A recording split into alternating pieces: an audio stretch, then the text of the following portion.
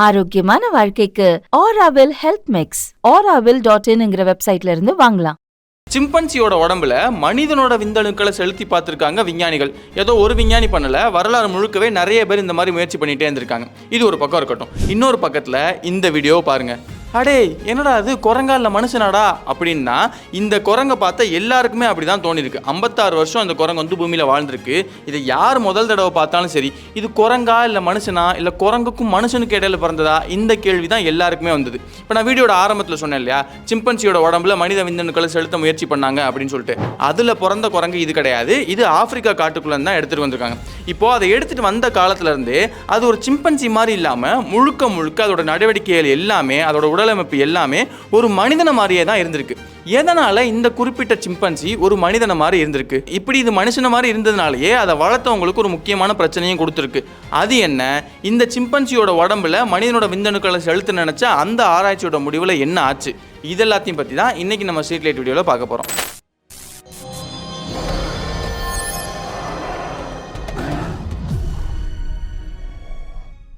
பொதுவாக சிம்பன்சிஸ்க்கும் மனிதர்களுக்குமான மரபணு ரீதியான ஒற்றுமைங்கிறது 96% 98% வரைக்கும் இருக்குது. அதனால தான் இப்படி மரபணு ரீதியான ஒற்றுமை இருக்குல்ல, ரெண்டுத்தையுமே இனச்சேர்க்கை பண்ணி பார்க்கலாம் அப்படின்னு நிறைய விஞ்ஞானிகளுக்கு தோணிருக்கு.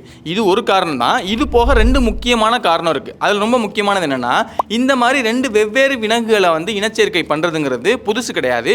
இது வந்து ஒரு 3000 ஆண்டுகளுக்கு முன்னாடி பண்டைய எகிப்தியர்களே பண்ணியிருக்காங்க அப்படிங்கிறதுக்கான ஆதாரங்கள்லாம் நமக்கு கிடைக்குது. அதில் ரொம்ப முக்கியமான இனச்சேர்க்கைனா ஆண் கழுதையையும் பெண் குதிரையையும் ஒன்றா சேர்த்து இனச்சேர்க்கை பண்ணுவாங்க. இதுதான் கோவேறு கழுதைகள் அப்படின்னு சொல்லுவாங்க. ஆங்கிலத்தில் மியூல் அப்படின்னு சொல்லுவாங்க. இந்த கோவேறு கழுதைகளை நம்மளால தமிழ்நாட்டிலையும் கூட நிறைய இடங்கள்ல இப்போ வரைக்கும் கூட பார்க்க முடியும். இது ஒரு பக்கம்னா, இப்போ சமீபத்தில் ரொம்ப அதிகமான இனச்சேர்க்கை எதில் நடக்குது அப்படின்னு பார்த்தோம்னா அது சிங்கம் அண்ட் புலியில தான். இப்போ அதை வந்து லைகர், டைகான் இந்த மாதிரிலாம் வந்து சொல்றாங்க. அதாவது ஆண் விலங்கோட பேரை ஃபர்ஸ்ட் வச்சிருவாங்க. ஆண் சிங்கத்தையும் பெண் புலியையும் ஒன்னா இனச்சேர்க்கை பண்ணாங்கன்னா அதுக்கு லைகர் அப்படின்னு பேரு. அதுவே ஆண் புலிக்கும் பெண் சிங்கத்துக்கும் சேர்ந்து பிறந்தா டைகன் அப்படின்னு பேரு. இந்த மாதிரி நிறைய விலங்குகளை அதுக்கு மரபணு ரீதியான ஒற்றுமை இருந்துச்சுன்னா தொடர்ந்து இப்போ வரைக்கும் இனச்சேர்க்கை பண்ணிட்டே தான் இருக்காங்க. இந்த மாதிரி நிறைய விலங்குகளில் பண்ணிட்டே இருக்கோம். அப்போ அதே மாதிரி மனிதனுக்கும் சிம்பன்சிக்கும் தான் இவ்வளோ மரபு ரீதியான ஒற்றுமைகள் இருக்குல்ல, அப்போ இதுக்கும் பண்ணி பார்க்கலாம் அப்படின்னு நிறைய விஞ்ஞானிகளுக்கு தோணிருக்கு. அப்படி தோணுனது மட்டும் இல்லாமல் அதை வெற்றிகரமாக செஞ்சு பார்த்த ஆய்வாளர்களில் ஒருத்தர் தான் ரஷ்ய நாட்டை சேர்ந்த இல்யா இவானோவிச் இவானோவ். இப்போ இவரை பொறுத்த வரைக்கும் இவருமே அதுக்கு முன்னாடி நிறைய வேற வேற விலங்குகளை வந்து இனக்கலப்பு பண்ணி பார்த்து அதை வெற்றிகரமாகவும் செஞ்சு பார்த்துருக்காரு. அப்போ அவருக்கு நம்ம மனுஷங்களையும் சிம்பன்சிஸும் இனக்கலப்பு செஞ்சு பார்க்கலாமே அப்படிங்கிற ஆசை ஏற்படுது. அப்படி அவருக்கு அந்த ஆசை ஏற்பட்டதுக்கு இதுக்கு முன்னாடி வெற்றிகரமாக மற்ற விலங்குகளுக்கு பண்ணது ஒரு காரணமாக இருந்தாலும் அதை விட ரொம்ப முக்கியமான ஒரு காரணம் இருந்திருக்கு. அதுதான் சார்லஸ் டார்வின். இப்போ இவர் இந்த ஆராய்ச்சிலாம் பண்ணிட்டு இருக்காருல்ல, இதுக்கு கொஞ்ச காலத்துக்கு முன்னாடி தான் சார்லஸ் டார்வின் அவருடைய தியரி ஆஃப் எவல்யூஷன் கோட்பாட்டை வந்து வெளியிடுறாரு. அதில் அவர் சொன்ன தியரிஸ்ல ரொம்ப முக்கியமான ஒரு தியரினா, மனிதனுக்கும் இந்த காலத்தில் வாழக்கூடிய குரங்கினங்களுக்கும் பொதுவான ஒரு மூதாதையர் இருந்திருக்கணும். அந்த மூதாதையர் கிட்ட இருந்து தான் மனிதனும் மற்ற குரங்கினங்களும் தனித்தனியாக பிரான்ச் அவுட் ஆயிருக்கணும் அப்படிங்கிற மாதிரி அவர் சொல்றாரு. இப்போ இவானோவ் இதை கேட்ட உடனே இது சரிதானா அப்படின்னு செக் பண்றதுக்காக, ரொம்ப கரெக்டாக சொல்லணும்னா இது சரிதான் அப்படின்னு ப்ரூவ் பண்றதுக்காகவே சிம்பன்சிஸ்க்கும் மனிதனுக்கும் இடையில கிராஸ் பிரீடிங் பண்ணணும் அப்படின்னு அவர் ஆசைப்படுறாரு. இதை பத்தி அவர் போய் அந்த சமயத்தில் ரஷ்யாவை ஆட்சி செஞ்சுட்டு இருந்த ஜார் மன்னரான நிக்கோலஸ் III கிட்ட அவர் சொல்றாரு. அவருமே அதை ஒத்துக்கிட்டு நான் உங்களுக்கான ஃபண்டிங்லாம் கொடுத்துட்றேன் அப்படிங்கிற மாதிரி அவரும் சொல்லவும் இவானோவ் அதுக்கான வேலைகளை ஆரம்பிக்கிறார். இப்போ அவரோட ஆராய்ச்சியில் என்ன பண்ணாரு, அதோட முடிவில் என்ன ஆச்சு அப்படிங்கிறத பத்தி பார்க்கறதுக்கு முன்னாடி மனிதனோட தோற்றத்தில் வாழ்ந்த இந்த சிம்பன்சி குரங்கு, இதுக்கு வந்து ஆலிவர் அப்படின்னு பேரு, இதுக்கு என்னெல்லாம் ஆச்சு, இது ஏன் இப்படி இருக்கு அப்படிங்கிறத பத்தி நம்ம பார்த்துடலாம். 1957 தான் இந்த சிம்பன்சி பிறக்குது. இது ஒரு ஆண் சிம்பன்சி. இதுக்கு ஆலிவர் அப்படின்னு பின்னாடி பேர் வைக்கிறாங்க. இது ஆப்பிரிக்காவுடைய அந்த மத்திய பகுதிகளில் இருக்கக்கூடிய காட்டு பகுதிகளில் தான் இது பிறக்குது. அதுக்கப்புறம் ரொம்ப குட்டியா இருக்கும் போதே இதை எடுத்துட்டு வந்து அமெரிக்காவில் இருக்கக்கூடிய ஃப்ராங்க் பர்கர் அப்படிங்கிறவட்ட கொடுத்துட்றாங்க. இப்போ ஆரம்பத்துல இருந்தே இந்த சிம்பன்சி ஒரு வித்தியாசமான தோற்றத்தில் இருந்திருக்கு. வளர வளர அதோட வித்தியாசங்கள் நல்லாவே தெரிய ஆரம்பிக்குது. எந்த அளவுக்கு அப்படின்னா, இப்போ பொதுவாக சிம்பன்சிஸை பொறுத்த வரைக்கும் அதோட தலை வந்து கொஞ்சம் பெரிய சைஸ்ல தான் இருக்கும். ஆனால் இந்த சிம்பன்சியை பொறுத்த வரைக்கும் அது வளரும் போது அதோட உடம்புக்கு சம்பந்தமே இல்லாத அளவுக்கு ரொம்ப ரொம்ப குட்டியான தலையா இருந்திருக்கு. இது போக அதோட காது ஒரு மாதிரி ரவுண்ட் ஷேப்ல மேல் பக்கத்தில் கொஞ்சம் நீண்ட மாதிரி இருந்திருக்கு. இது எல்லாத்தையும் விட ரொம்ப முக்கியமான விஷயம்னா, அது ஒரு 4-5 மாசம் இருக்கும் போதே எழுந்திருச்சு நடக்க ஆரம்பிக்குது.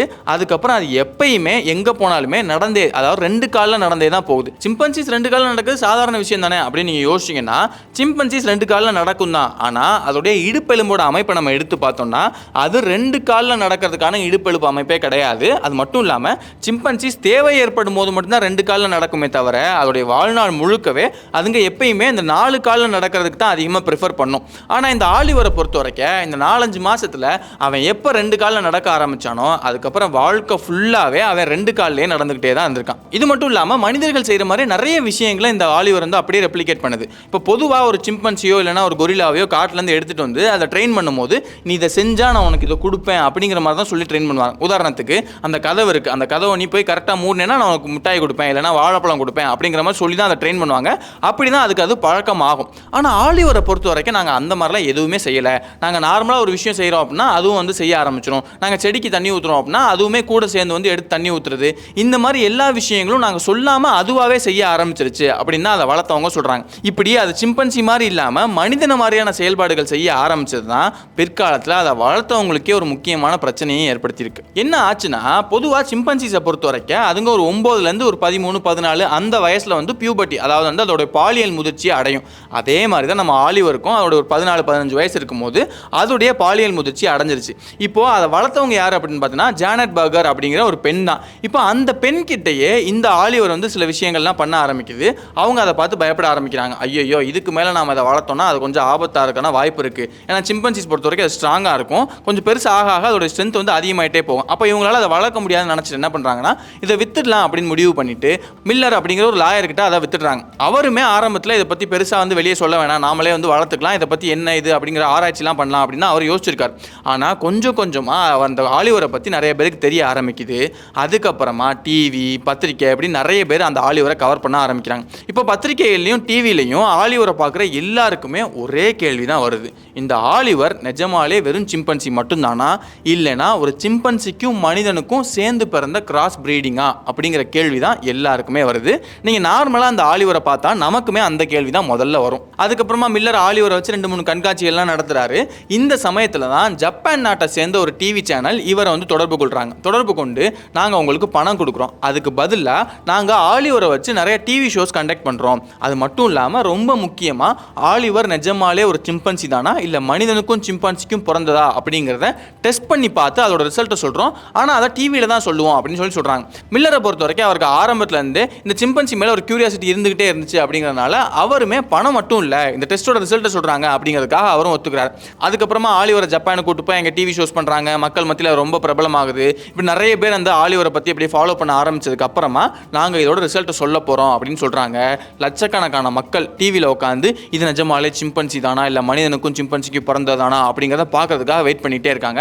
முதல்ல சென்டர் ஆஃப் கிராவிட்டி டெஸ்ட் எடுத்து பார்க்குறாங்க. அப்படி எடுத்து பார்க்கும்போது இது ஒரு சிம்பன்சியாக இருக்கிறதுக்கான வாய்ப்பே இல்லை, இது ஒரு மனிதனாக இருக்கிறதுக்கான வாய்ப்பு தான் அதிகமாக இருக்குது அப்படின்னு சொல்கிறாங்க. அது ரொம்ப ஈஸியாக நம்மளாலே புரிஞ்சுக்க முடியுது. ஏன்னா ஒரு சிம்பன்சி பொறுத்த வரைக்கும் அது எப்பயுமே 4 காலில் நடக்கிற மாதிரி தான் அதோட உடல் அமைப்பு இருக்கும். அப்போ ஆனால் ஆலிவரை பொறுத்த வரைக்கும் அவன் 2 காலில் தான் நடக்கிறான் அப்படிங்கிறதுனால இந்த விஷயத்தை பொறுத்த வரைக்கும் அது மனிதன் தான் அப்படிங்கிற மாதிரி தான் நமக்குமே தெரியுது. ஆனால் இதை வச்சு மட்டுமே இது வந்து மனிதன் தான் இல்லைனா வந்து சிம்பன்சி கிடையாது அப்படின்னு சொல்லவே முடியாது. ரொம்ப முக்கியமாக ஜெனட்டிக் டெஸ்ட் பண்ணியே ஆகணும் இல்லையா? அதனால் அடுத்து அதோட ரிசல்ட்டை அறிவிக்கிறாங்க. இப்போ பொதுவாக சிம்பன்சிஸை பொறுத்த வரைக்கும் அதுக்கு 48 குரோமோசோம்ஸ் இருக்கும். மனிதர்களை பொறுத்த வரைக்கும் 46 குரோமோசோம் இருக்கும். ஆனால் இந்த டிவி சேனலில் அதோட ரிசல்ட் அறிவிக்கும் போது என்ன சொல்கிறாங்கன்னா இதுக்கு 47 குரோமோசோம்ஸ் இருக்குது அப்படிங்கிற மாதிரி அறிவிச்சிடுறாங்க. அப்போ எல்லாருமே என்ன நினைக்கிறாங்கன்னா அப்போ இது சிம்பன்சி கிடையாது, சிம்பன்சிக்கும் மனிதனுக்குமான கிராஸ் பிரீடு தான் அப்படிங்கிற மாதிரி நிறைய பேர் நம்ப ஆரம்பிச்சிட்டாங்க.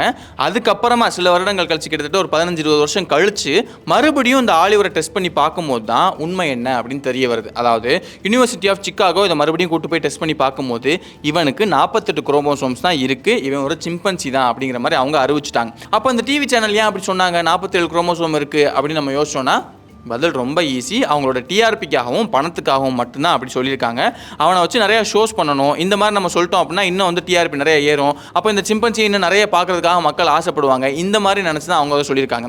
இப்போ இதெல்லாம் அவங்க பண்ணாங்கல்ல, இதோட எக்ஸ்ட்ரீமாக ஒரு விஷயம் பண்ண நினச்சிருக்காங்க. என்ன அப்படின்னா அந்த சமயத்தில் இருந்து ஒரு ஆக்ட்ரஸ், ரொம்ப சின்ன வயசில் இருக்கக்கூடிய ஒரு ஆக்ட்ரஸ் வந்து என்ன சொல்கிறாங்க டிவி முன்னாடி அப்படின்னா, நான் இந்த ஆலிவர் கூட நான் வந்து ஒரு உறவு வச்சுக்க தயாராக இருக்கேன், அது மூலமாக எனக்கு குழந்தை பிறந்துச்சு அப்படின்னா அது இந்த சயின்டிஃபிக் கம்யூனிட்டிக்கு ரொம்ப உதவியாக இருக்கும் இப்படிங்கிற மாதிரி மாதிரிலாம் அந்த பொண்ணு அறிவிக்க ஆரம்பிக்குது. அதுவும் இந்த டிவி சேனல்லே அறிவிக்க ஆரம்பிக்குது. இதுலேயே மில்லர் கண்டுபிடிச்சிட்டாரு, ஓகே இவங்க வந்து நம்மளை வச்சு பணம் பார்க்க தான் ஆசைப்படுறாங்களே தவிர இவங்க வந்து நிஜமாலே இது என்ன உண்மை அப்படிங்கிறத பற்றி சொல்ல நினைக்கல அப்படின்னு அவர் புரிஞ்சுக்கிட்டு ஆலிவரை கூட்டிட்டு மறுபடியும் அமெரிக்காவுக்கே போயிடுறாரு. அங்கே அதுக்கப்புறம் நிறைய பேர்கிட்ட ஆலிவர் கை மாறிக்கிட்டே இருக்கு. அப்படியே கை மாறி ஒரு 57 வயசு வரைக்கும் அது உயிர் வாழ்ந்து கடைசியாக 2012 ஆலிவர் இறந்தும் போயிடுச்சு. அவன் உயிரோட அந்த காலம் வரைக்குமே அவன் மேலே பெருசாக எந்த விதமான சயின்டிஃபிக் ரிசர்ச்சுமே யாருமே பண்ணல. அப்பப்போ கூட்டு போய் அவன் நிஜமாலே சிம்பன்சி தானா இல்லை வந்து வேற எதுவுமா அப்படிங்கிறத டெஸ்ட் மட்டும் பண்ணி பார்த்துருக்காங்க. அப்படி டெஸ்ட் பண்ணி பார்த்ததில் அந்த டெலிவிஷன் பண்ணாங்கல்ல, அதை தவிர மற்ற எல்லா சமயங்கள்லையுமே இவன் சிம்பன்சி தான் அப்படின்னு ப்ரூவ் பண்ணுற மாதிரி 48 குரோமோசோம்ஸ் தான் அவனோட உடம்புல இருக்குது அப்படிங்கிறது தான் மறுபடியும் ப்ரூவ் ஆயிருக்கு. இப்போ விஞ்ஞானிகள் இப்போ என்ன சொல்கிறாங்க அப்படின்னா, ஒருவேளை நம்ம இந்த ஆலிவர் மேலே நிறைய ரிசர்ச்சஸ்லாம் பண்ணி பார்த்துருந்தோம் அப்படின்னா நமக்கு நிறைய விஷயங்கள் தெரிய வந்திருக்கும். எவல்யூஷன் கான்செப்ட் உண்மையா இல்லையா அப்படின்னு ப்ரூவ் பண்ணுறதுக்கான முக்கியமான ஆதாரங்கள் நமக்கு கிடைச்சிருக்கும் அப்படின்னு ஒரு சிலர் சொல்கிறாங்க. இன்னும் சிலர் என்ன சொல்கிறாங்கன்னா, ஆலிவர் வாழ்ந்தது சென்ட்ரல் ஆப்பிரிக்காவுடைய அந்த காட்டு பகுதியில், அந்த காட்டு பகுதிகளில் சிம்பன்சி இனத்திலேயே நிறைய சிம்பன்சி இனங்கள் இருக்கு. அப்போ அதில் 2 வெவ்வேறு சிம்பன்சி இனங்கள் ஒன்றா சேர்ந்து அதோடைய கிராஸ் பிரீடிங்காக கூட இது பிறந்திருக்கலாம் அப்படிங்கிற மாதிரி சொல்கிறாங்க. அவங்க நிறைய விஷயங்கள் சொன்னாலுமே இவன் யார், இவன் ஏன் இப்படி இருக்கான் அப்படிங்கிறத கடைசி வரைக்கும் யாராலையுமே 100% ப்ரூவ் பண்ணவே முடியலை. அவனும் இறந்து போயிட்டான். சரி, இப்போ அந்த ரஷ்ய விஞ்ஞானியோட ஆய்வுக்கு வருவோம். ஆலிவர் பிறக்கிறதுக்கு முன்னாடியே ஒரு 40 வருஷத்துக்கு முன்னாடியே அவரோட ஆராய்ச்சிகளை ஸ்டார்ட் பண்ணிட்டாரு. அப்படி ஸ்டார்ட் பண்ண அந்த சமயத்தில் தான் அவருக்கு ஃபண்டிங் பண்ணிட்டு இருந்த அந்த ஜார் மன்னரை தூக்கிட்டு கம்யூனிஸ்ட் அரசாங்கம் அங்கே வருது. எப்போனா 1917 அந்த சமயத்தில் அது வருது. ஆனால் இவரோட அதிர்ஷ்டம் என்னன்னா, புதுசாக வந்து அந்த கம்யூனிஸ்ட் அரசாங்கம் இவருடைய ஆராய்ச்சிக்காக அவங்க சப்போர்ட் பண்ணுறாங்க. இப்போ அவங்க கிட்ட இருந்து ஃபண்டிங்லாம் வாங்கி அவர் நேராக கிளம்பி ஆப்பிரிக்காவுக்கு போயிடுறாரு. அங்கே அந்த சமயத்தில் பிரெஞ்சு நாட்டோட கட்டுப்பாட்டு கீழே இருந்த பிரெஞ்சு கினியா அப்படிங்கிற அந்த பகுதியில் போய் ஆராய்ச்சி பண்ணுறாரு. அங்கே இருக்கக்கூடிய லோக்கல்ஸ்லாம் சொல்லி ஒரு 20 சிம்பன்சிஸை வாங்கிக்கிறாரு. வாங்கிட்டு அதில் ஒரு 3 சிம்பன்சிஸை சூஸ் பண்ணி அதில் மனிதனோட விந்தணுக்களை செலுத்துறாரு. இப்போ அது எந்த மனிதன்கிட்ட இருந்து வாங்கினாரு அப்படிங்கிறதுக்கான சரியான ரெக்கார்டு எதுவுமே இல்லை. ஆனால் சொல்கிறத வச்சு பார்க்கும்போது அங்கே லோக்கலில் இருந்த ஏதோ ஒரு ஆண் கிட்ட இருந்து தான் வாங்கியிருக்காரு அப்படிங்கிற மாதிரி தெரிய வருது. சரி, செலுத்திட்டாரு. இப்போ செலுத்தினதுக்கு அப்புறம் என்னாச்சு அப்படின்னு பார்த்தோம்னா, அவர் செலுத்தின அந்த 3 சிம்பன்சியுமே சரியாக கருவுறவே இல்லை. இதுக்கு என்ன காரணம் சொல்கிறாங்க அப்படின்னா, இவர் இந்த ஸ்பெர்ம்ஸை செலுத்துறதுக்காக ரொம்ப பலவந்தப்படுத்திட்டாரு, ரொம்ப டார்ச்சர் பண்ணுற மாதிரியான விஷயங்கள்லாம் பண்ணிட்டாரு. அதனால அதுங்க அதிகமான ஸ்ட்ரெஸ்ஸுக்கு உள்ளாகி அதனால தான் அதுங்க சரியாக கருவுறாமல் போயிடுச்சு அப்படிங்கிற மாதிரி சொல்கிறாங்க. இப்போ இந்த டெஸ்ட் ஃபெயில் ஆகவும் அவர் அடுத்த விஷயம் பண்ணலாம் அப்படின்னு முடிவு பண்ணுறாரு. இப்போ சிம்பன்சிக்குள்ள மனித விந்தணுக்கள் செலுத்துதானே கஷ்டமாக இருக்குது, நாம் அப்படியே ரிவர்ஸில் போய் பெண்களை சூஸ் பண்ணிக்கலாம், பெண்களோட உடம்புல சிம்பன்சியோடைய அந்த விந்தணுக்களை செலுத்தி பார்க்கலாம் அப்படின்னு சொல்லி அவர் முடிவு பண்ணுறாரு. இதுக்காக அவர் என்ன யோசிக்கிறாருன்னா, நேரடியாக போய் பெண்கள்கிட்ட சொன்னோம்னா அவங்க கண்டிப்பாக ஒத்துக்க மாட்டாங்க. அப்போ நம்ம என்ன பண்ணலாம் அப்படின்னா, லோக்கல் பெண்கள் கிட்ட உங்களுக்கு வந்து மெடிக்கல் செக்அப் பண்ணுறேன் இந்த மாதிரியான விஷயங்கள்லாம் சொல்லி அவங்கள கூட்டிகிட்டு வந்துட்டு அவங்களுக்கே தெரியாமல் சிம்பன்சிகளோட விந்தணுக்களை இந்த பெண்களுடைய உடம்புல செலுத்திடலாம் அப்படின்னு சொல்லி அவர் முடிவு பண்ணுறாரு. ஆனால் அப்படி முடிவு பண்ண சமயத்திலேயே அந்த விஷயம் பிரெஞ்சு கவர்னருக்கு தெரிய வந்துடுது. அவர் வந்து இல்லை கிடையவே கிடையாது, நீ இப்படிலாம் பண்ணினா நான் ஒத்துக்கவே மாட்டேன், சிம்பன்சியோட உடம்புல மனிதனோட ஸ்பெர்ம்ஸை செலுத்தினா எனக்கு ஓகே தான், ஆனால் பெண்களுடைய உடம்புல நீ சிம்பன்சியோட ஸ்பெர்ம்ஸை செலுத்த போனேன் அப்படின்னா நான் ஒத்துக்கவே மாட்டேன், நீ மரியாதை நீ கிளம்பு அப்படின்னு சொல்லி அவர் அந்த இடத்துல இருந்தே விரட்டி விட்டுறாங்க. சரி, இதுக்கு மேலே வேலைக்கு ஆகாதுன்னு சொல்லிட்டு அவர் ஒரு 20 ஏப்ஸ், அதாவது சிம்பன்சி மட்டும் இல்லாமல் ஒராங்குட்டான் மாதிரியான மற்ற வாலில்லா குரங்கினங்களையும் அப்படியே அங்கேருந்து எடுத்துக்கிட்டு மறுபடியும் ரஷ்யாவுக்கே போயிடுறாரு. அங்கே வச்சு நம்ம பெண்கள் மேலே அதை பரிசோதிச்சு பார்க்கலாம் அப்படின்னு முடிவு பண்ணுறாரு. அங்கே ஒரு 5 பெண்கள் ரெடியாகவும் இருக்காங்க. அதாவது எங்களுடைய உடம்புல இந்த ஏப்ஸுடைய விந்தணுக்களை செலுத்திக்கிங்க அப்படிங்கிற மாதிரி அவங்க ரெடியாக தான் இருக்காங்க. ஆனால் சோகம் என்னன்னா, இவர் 20 ஏப்ஸ் இங்கேருந்து கூட்டு போனார்ல, அதில் ஒரு 16 ஏப்ஸ் வந்து செத்து போச்சு, மிச்சம் 4 தான் உயிரோட இருக்கு.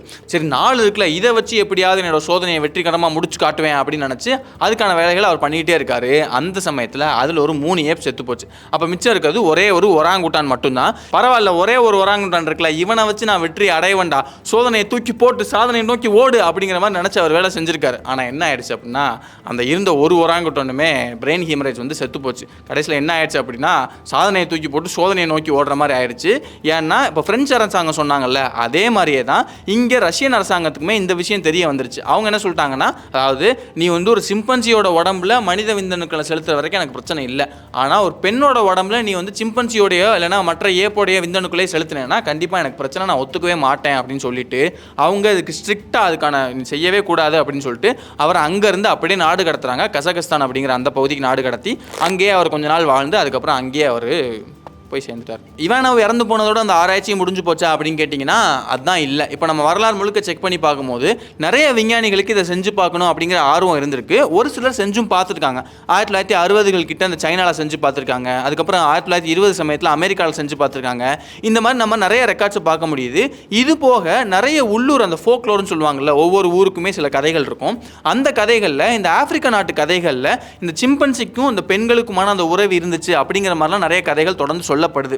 ஆனால் இது எல்லாமே இப்படி சொல்லப்பட்டாலுமே கூட இன்னொரு பக்கத்தில் இதெல்லாமே புரளி தான், வெறும் கட்டுக்கதைகளுக்காக சொல்லப்படுற விஷயம் தான் அப்படிங்கிற மாதிரி தொடர்ந்து சொல்லப்படுது. அஃபிஷியலாவோ இல்லை லீகலாவோ இப்படி ஒன்று நடந்துச்சு அப்படிங்கிறதுக்கான எந்த ப்ரூஃப்மே இல்லை. இது வரைக்கும் நமக்கு அஃபிஷியலாக இருக்கக்கூடிய ஒரே ரெக்கார்ட்னா அது இவானோவ் பண்ணாரு அப்படிங்கிறது தான். இப்போ இவானோவை பொறுத்த வரைக்குமே சிம்பன்சியோட உடம்புல அவர் மனிதனோட விந்தணுக்களை செலுத்திட்டாரு. ஒருவேளை ரஷ்ய அரசாங்கம் ஒத்துருந்தாங்க அப்படின்னா அவர் கண்டிப்பாக அந்த பெண்களோட உடம்புலையுமே இந்த சிம்பன்சியோட விந்தணுக்களை செலுத்தி கண்டிப்பாக டெஸ்ட் பண்ணி பார்த்துருப்பார். ஆனால் அவர் இறந்து போயிட்டார். இப்போ இப்படிலாம் அந்த விஷயங்கள்லாம் இருக்குது. இது ஒரு பக்கம் இருக்கட்டும். இது எல்லாத்தையும் பற்றி பேசும்போது எனக்கு ஒரு முக்கியமான கேள்வி வருது. என்னன்னா, இப்போ ஒரு சிம்பன்சியோட உடம்புல மனிதனோட விந்தணுக்களை செலுத்தும் போது உங்களுக்கு பிரச்சனை வரலை. ஆனால் அதுவே பெண்களோட உடம்புல நீங்கள் இந்த சிம்பன்சியோ இல்லை ஒராங்குட்டானோ அதோடைய விந்தணுக்களை செலுத்தலாம் அப்படின்னு வரும்போது அங்கே மட்டும் உங்களுக்கு பிரச்சனை இருக்குது அப்படின்னு சொல்கிறீங்களே. இப்போ மனுஷன் பாவம், குரங்கு பாவம் இல்லையா? இதை பற்றி நீங்கள் என்ன நினைக்கிறீங்க? கீழே கமெண்ட் பாக்ஸில் மறக்காமல் கமெண்ட் பண்ணிவிடுங்க. உங்களுடைய கருத்துக்கள் என்ன அப்படின்னு தெரிஞ்சுக்கிறதுக்கு நான் ரொம்ப ஆவலாக இருக்கேன். சரி, இப்போ இதெல்லாம் ஒரு ஆராய்ச்சி இந்த பக்கம் இருந்துச்சுன்னா, அப்படியே இந்த பக்கம் வந்தோம்னா அமெரிக்காவில் இதே மாதிரி விலங்குகளை வச்சு ஒரு விஷயம் பண்ணிகிட்டே இருக்காங்க. அது என்னென்னா, அமெரிக்கா நாட்டில் இருக்கக்கூடிய கால்வாயில் தொடர்ந்து மின்சாரத்தை பாய்ச்சிக்கிட்டே இருக்காங்க.